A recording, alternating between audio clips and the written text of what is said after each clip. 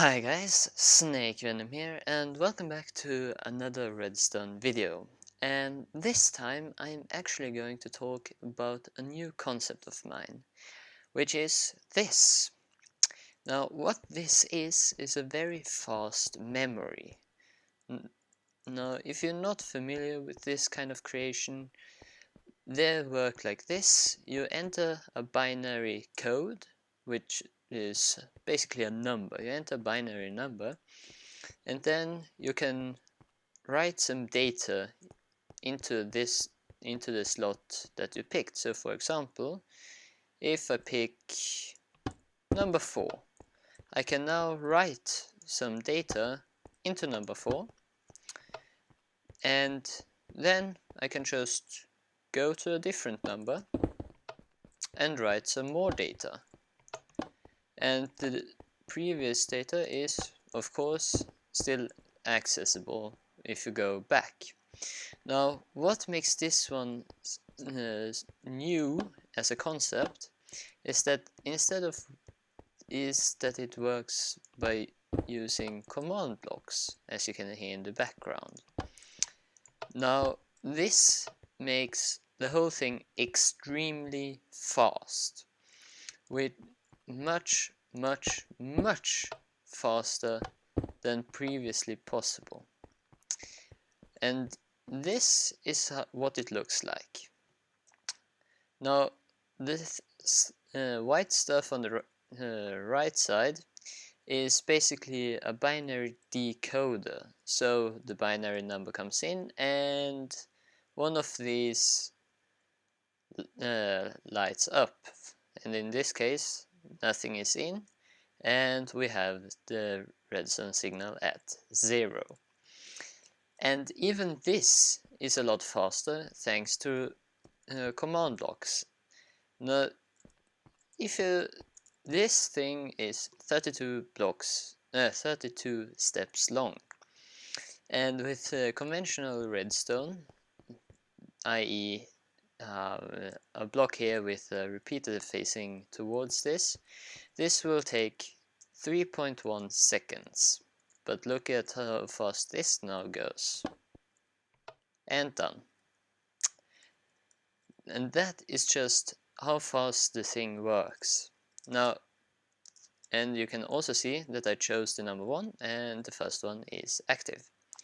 Now when that happens, well, instead of going straight to the difficult thing, let me show you how this little part works. So this is how it works. These 5 blocks, so 1, 2, 3, 4, 5, those are just command block version of the T flip-flop. Press it and it flips, and press it again and it flops. And these two basically spawn and despawn this command block, redstone block, sorry about that. So and then this pulse clock, basically it spawns a redstone block, lets it fall, activates, and so on. So it basically only goes up and down.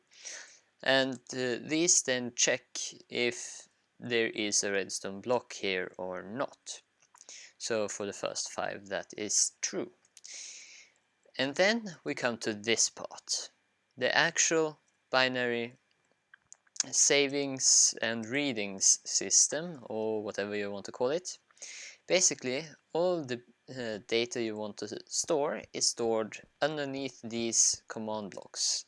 For example, I'm now at the first bit and I can now save data there just by spawning and despawning them. Now that means the whole thing is extremely quick. I can spawn and despawn them instantly.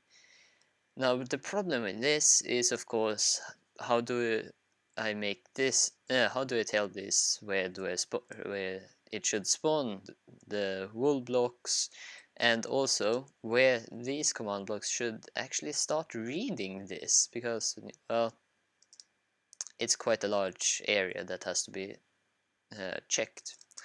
And how I do this how I did this basically is by telling the upper line of command blocks to spawn this line of command blocks, which then know where to test for the wool blocks.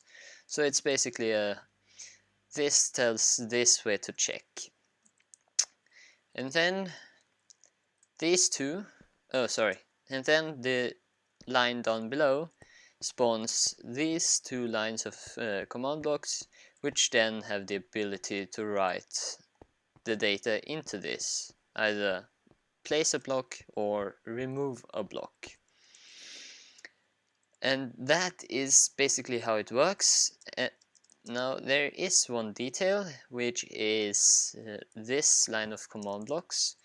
Now these are not necessary, but what happens if you if you just switch, alright? If you just switch which line you want, what will happen then is that all of these all of these redstone blocks will stay at where they were, either on that side or that side, which means that I might get the correct result, but if I press it once, it won't change, and you really actually want that, so it changes immediately.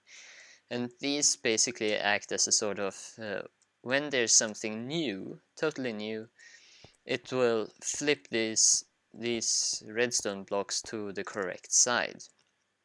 So if I change anything here, these command blocks will basically tell these redstone blocks where they should be. And that's about it. Thanks for watching, and see you guys next time. Bye bye.